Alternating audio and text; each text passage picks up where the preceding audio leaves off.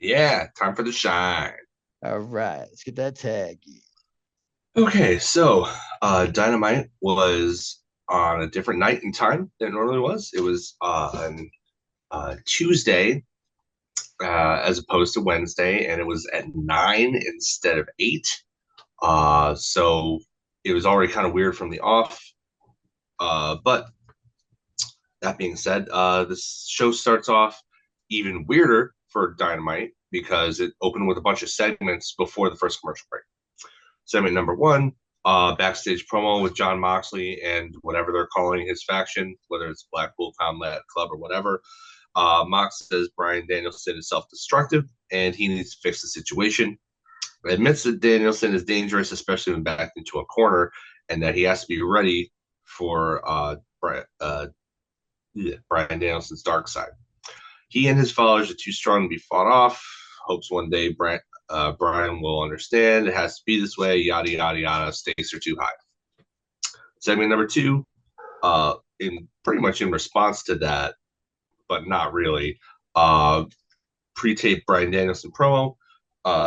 It was earlier from online, so actually this was probably released beforehand online before the segment that opened this show would air. But he said he and Yuta will run through Claudio and Pac, then go on to Wrestle Dream. He's done supporting Claudio, despite the fact that he's been supporting him the entire time that they've been in the same wrestling organizations together. Segment number three, finally something in the ring. Darby Allin comes to confront Brody King. He wastes no time in calling Brody out. Uh, Darby reminisces about the old days, says he got Brody his job at AEW after Ring of Honor closed, and says Brody wants his spot, but he can't have it. Brody retorts by saying that Darby has a death wish and claims Darby needs someone to save him from himself, which sounds kind of familiar, actually, considering the promo that we just heard from Moxley, but whatever. Right. Allen challenges him to put him out of his misery, essentially. He slaps him, and then he gets choked. He gets choked out, almost choked out, but he snuck, presumably, the same rock that he had in that promo last week where he was sitting on the car and hits him right in the face and actually draws blood. I'm not sure if he bit his tongue or busted his lip or whatever, but he was bleeding. And then a whole bunch of referees pulled him apart. Segment number four, Renee interviews Jake Roberts and Lance Archer. Don Callis comes into the frame and basically announces that he's exchanged talent with Jake the Snake. So that follows up on that weird segment from last week's collision. And he gets Lance Archer, who looks kind of like weirded out about it. He's like, all right, bye, Snake Dad.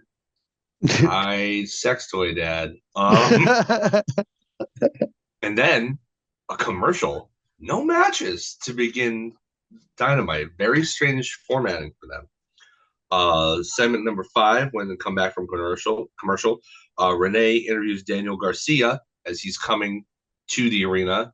I don't know why he's late for work, but he's just arriving, and he's got his luggage and everything.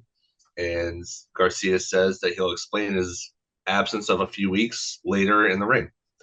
Finally, we get our first match: Hologram versus Commander. Commander came to the ring without Alex Abrahantes, by the way, so I don't know whether that plays into it or not. We'll talk about the match later because it was stellar.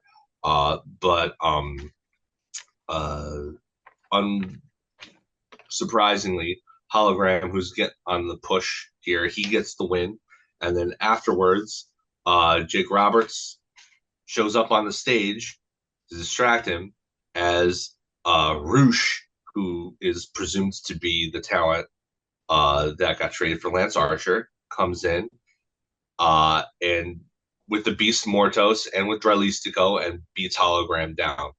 So they didn't drop that thread with Roosh being part of the Don Callis family.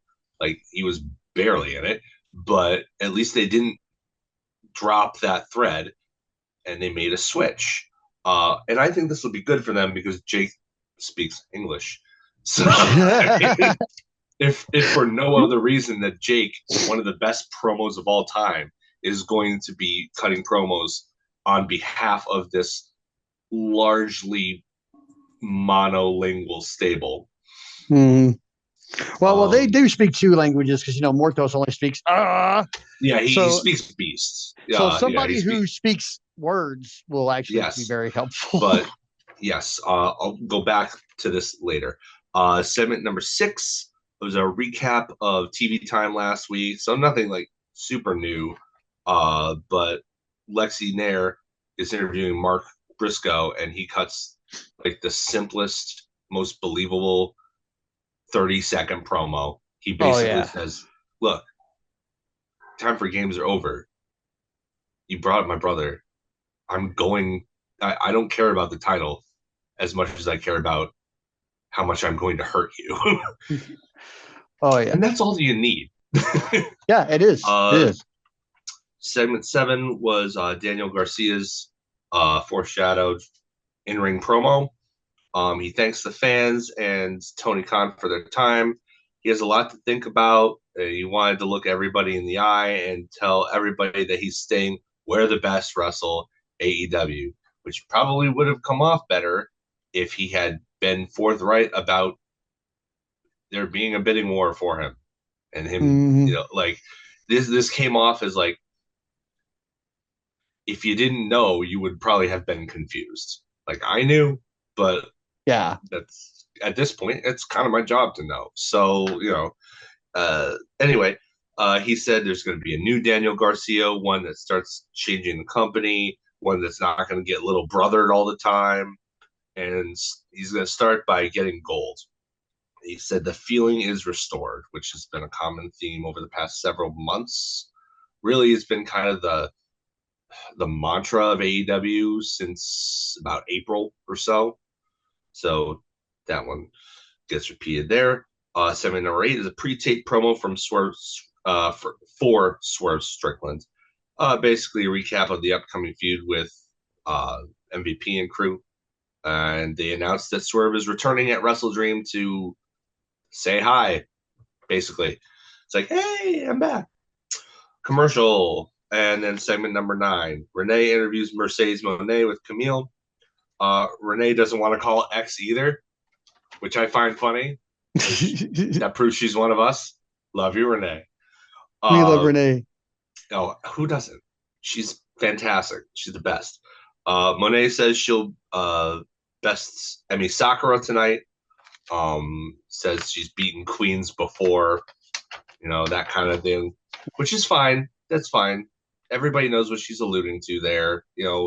You bring in more people, the more references that you make, really, of that kind, as Yeah. opposed to, like that wasn't a snipe. That was just giving the results. Hmm. She did do that. She did do that. She didn't mention anything about Charlotte's character. She didn't mention anything about her as a person. She just said, in character, I've beaten the queen before. That's fine by me. I'm okay with those kind of references because it just builds the current match. Segment number 10, backstage. Daniel Garcia is shaking hands with everybody who's like, oh, we're so glad you're staying. Shibata comes over with his phone and he's like, yeah, so I'll be the TNT title holder come Wrestle Dream. You've got a shot as far as I'm concerned if I win. So that was kind of cool. Match number 2, finally, was Will Nightingale versus Saraya versus Nyla Rose versus Jamie Hayter with a world title match Wrestle Dream on the line. This was changed. This was originally Will Nightingale versus Britt Baker, but Britt Baker got a super duper case of strep throat to the point where she had to go to the hospital and get an IV. So that must have been some crazy strep throat. She's, she released a video a couple days later saying that she's essentially fine, although she is stranded in Florida because, most Floridians are. Shout out to everybody who's survived the hurricane. Hope everybody's doing okay. And the match is good. We'll talk about that later too. Willow wins, unsurprisingly, after a Death Valley driver on Soraya through a table that was set up in the corner. She drags her back out of the corner and pins both her and Harley Cameron, who was not a participant in this match, but was a participant in this match at the same time. Afterwards, Mariah attacks Willow with a headbutt and lashes her with the title belt because that's what people do now. They just Oh man. I mean, it would hurt. It would hurt. That's a heavy thing with metal, with corners and stuff like that. It would hurt. I don't really particularly care for the imagery though.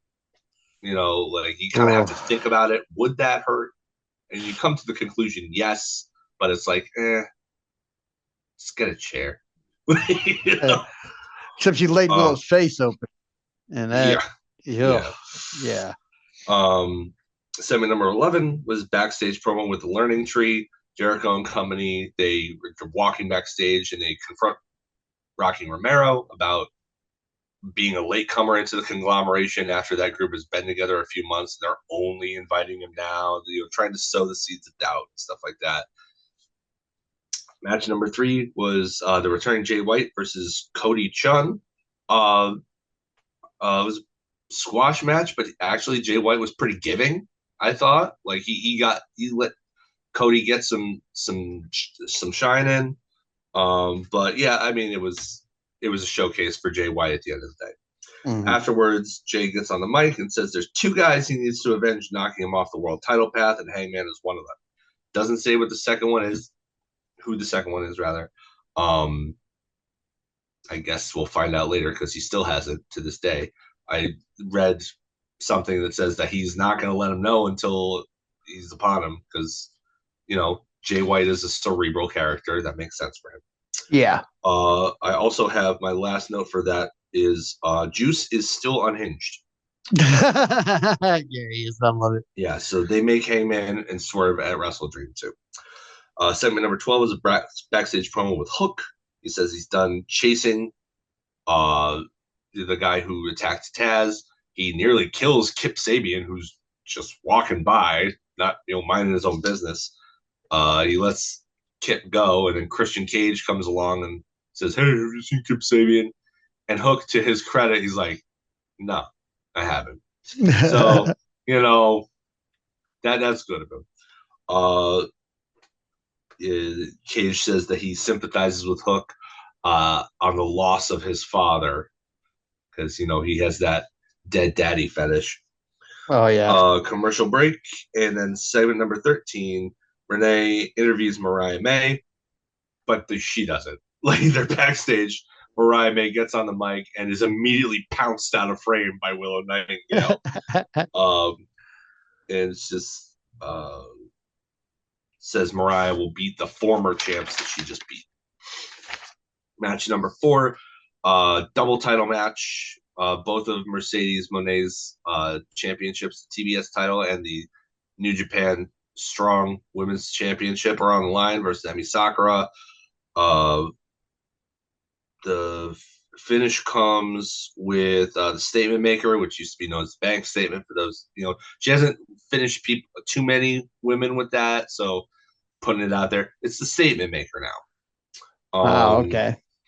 Yeah, Camille sweeps the leg as Sakura's hitting the ropes, which leads to Monet getting the submission victory. Afterwards, they try to double team Emi, but Chris Statlander makes the save. Again, no reason for the babyface turn, no nothing, no explanation. It's just, that being said, she has kind of a cool stare down with Camille, kind of a little scrap with her. That is a match I would be interested in seeing. And we'll talk about that and the hot tag. Segment number 14, Renee interviews Private Party and Stokely Hathaway. Stokely offers up his services to Private Party, but they refuse because he's a little, nosy Nelly. And Private Party goes on, mostly Zay. I don't think Quinn's doing any talking lately. It's all Zay.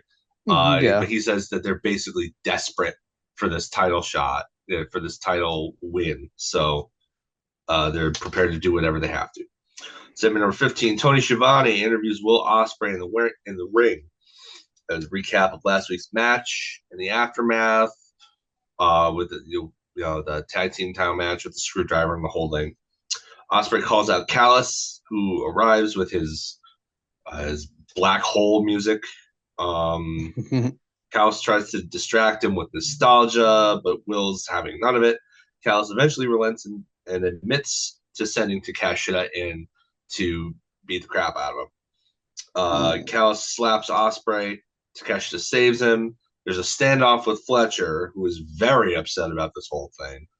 But he leaves the screwdriver. He leaves with the screwdriver, rather. He's given it by Callis, but he doesn't use it, and he leaves the ring with it. Ricochet makes the final save and gives Ospreay his belt back, but not after taking a good long look at it. Segment number 16, Top Flight backstage promo. They're just somewhere backstage, looks like almost like a parking garage, and Layla Gray actually does something for once by confronting Action Andretti after he blames Top Flight for not winning their number one contender match. So there's a little bit of dissension there about the direction of where their little faction is going. After the commercial, segment number 17 is backstage promo with Jack Perry, who says that Katsuyori Shibata has a turkey leg in his trunks. I don't have anything more to say about that. Yeah, we're gonna move on from that. Match number 5. Bryan Danielson and Wheeler Yuta versus Pac and Claudio Castagnoli. Final countdown on Dynamite. They're really pushing that this really may be, the last time that we see Danielson wrestle on Dynamite. Claudio doesn't want to hit Yuta throughout most of the match. Even after Yuta slaps him in the face, he keeps trying to restrain him rather than hurt him. That's pretty much the whole match, really. After the distraction by Maria Shafir later on allows Pac to get the ring hammer that he loves so much, the ring bell hammer. Yuta intercepts it, though, which allows Danielson to get the submission with the label lock on Pac. Afterwards, Danielson attacks Mox on the outside to the back. Like, they go all the way to the back. Shafir beats up Yuta at ringside, leading to Claudio beating him with a hammer. Beats it mostly midsection kind of deal. He doesn't hit him in the face, but he does, basically like, all right, well, if this is the lesson you need to learn, bam. Danielson stands tall at the end, but noticeably, he comes into the ring to eventually save him after dealing with Mox in the back, but he's doing the yes chants in the ring, and Yuta is just kind of laying there, dying. It's a weird image. Yeah. As far as the recap that goes, like, I thought that the Lucha match was awesome. Commander and Hologram tore it up. It was fantastic. Let me see where my notes are. Where are they? That freaking power bomb, dude. Holy crap. Louise. Yeah. Like, I couldn't believe what I was seeing. At one point, for our listeners who may not have seen the match, there's at one point, Hologram is on the outside, and Commander does his tightrope walking thing on the top rope. Hologram sees this and intercepts it by getting up onto the ring apron and then springboarding on the top rope, looking to Hurricane Rana Commander off the rope, but they both jump at each other. Commander catches him and power bombs him all the way to the mat, and it looked incredible. It was amazing. It was absolutely stellar. Like, I couldn't believe what I was seeing, really. There was a lot of other great stuff too. Like, I love Hologram Suicide Dive because it always like pushes the guy like 5 feet. Oh yeah, they always end up like halfway up the ramp whenever he hits somebody. It's crazy. There was a Muda lock that got countered in a weird way that I'd never seen before. There was excellent technical wrestling all throughout. There was a reverse Spanish fly from the second row where that's the only way I could. This match was absolutely incredible, and you should go out of your way to see it. The other thing, the women's four-way was a lot of fun, lots of Oh plunder, yeah, it taking was. advantage of the fact that there were no DQs. Harley Cameron is fantastic as always. She's the only serviceable thing about the Outcast act at this point. Like Yeah. if Soraya was by herself, nobody would care because nobody wants to like her. But Harley Cameron, at the very least, makes you care enough that you want to boo the crap out of her. um, Willow winning was, I mean, it actually, I think it served her better being this version of the match than the Britt Baker match Yeah. because instead of beating one former world champion, she beat three, like, Yeah. in the same match. Hmm. So I feel like it actually was an upgrade. It always reminded me of something that Bruce Pritchard said on something to wrestle with about Vince McMahon's mindset sometimes about when they had to make substitutions on the house show circuit. Like if Hmm. somebody was sick or injured at the last minute or whatever, but they were advertised for the show, then you don't want to lose those people who came to see that person. So what you do is you get a substitute that's on the same level or better. And Hmm. that's what happened here. Is like they couldn't make the match they wanted to, so they actually made it better. Yeah. So I feel like that was a win for them. Um, one of the bigger negatives that I found with the show though was like there was no follow through on Hook finding Taz's dad attacker like Nope. at all. Like they had the segment and that was it. Like that should have been, in my opinion, that should have been something that ran through the whole show until he eventually found him. Now it seems like they're gonna draw this out and make it a bigger mystery. Maybe I don't know. That seems to be the. I mean, that's not how they set it up though. They set it up Yeah. as, oh yeah, he's gonna get him, and then Yeah. he didn't. I thought he was going to get him So on this episode too, or at least find out who it was. And since yeah, they or didn't, something. like the only thing I can Yeah, think right now, just based on what I saw on the screen, was is it Christian Cage? I mean, I assumed it was Christian Cage from the off because the week prior when it happened, Hook cut that promo saying he was going to find the guy and beat him to death, and then immediately after that, Chris Cage cut a promo that ended with the phrase "hook, line, and sinker."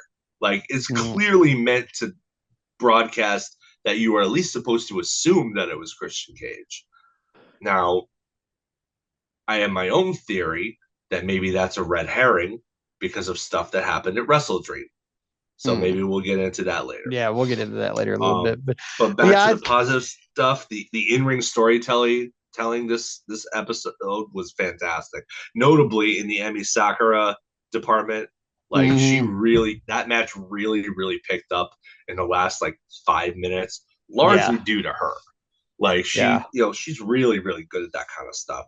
And then Claudio and Yuta, their storytelling in the match was Claudio, he didn't want to hit Yuta. He didn't, it's like he's like his son, like he doesn't want to do this, but Yuta's forcing him to, like, and he eventually riled him up and riled him up and riled him up to the point where Claudio's like, all right, fine. If there's no other way, this hmm, is the way I get through to you, then this is how, like, I thought it was fantastic for somebody like Claudio kind of gets lumped in with a lot of guys in terms of being more of a spot guy than a storytelling guy, and that's clearly not the case. no, Like just because he does impressive stuff doesn't mean that he doesn't weave the storytelling elements in there that he needs to, and this was a perfect example of that. It was hmm, great stuff. yeah, I really enjoyed it. One thing that Emmy soccer that thing. Okay, so she went into the corner after Mercedes and went in between the ropes, and then Yeah. Mercedes had hopped out and did the cutter. Hmm. I popped. I popped hard. I was like, finally, Mercedes is, for Yeah, me at least, showing me like, okay, there is that there's Sasha. There she is. yeah, yeah. That was probably the best match Mercedes Monet has had since she won the TBS title. I Honestly, would her agree. match with Willow was good, Her match but with like Will this was a was good probably one. the best one was since that point. Yeah, I think. yeah, I'd go with that too. Yeah, it was really good, man. I enjoyed it. So, like, yeah. All right. Well, it's All right, time for let's take what it is to the the next face one? in peril. Face in Peril. All right, here we go.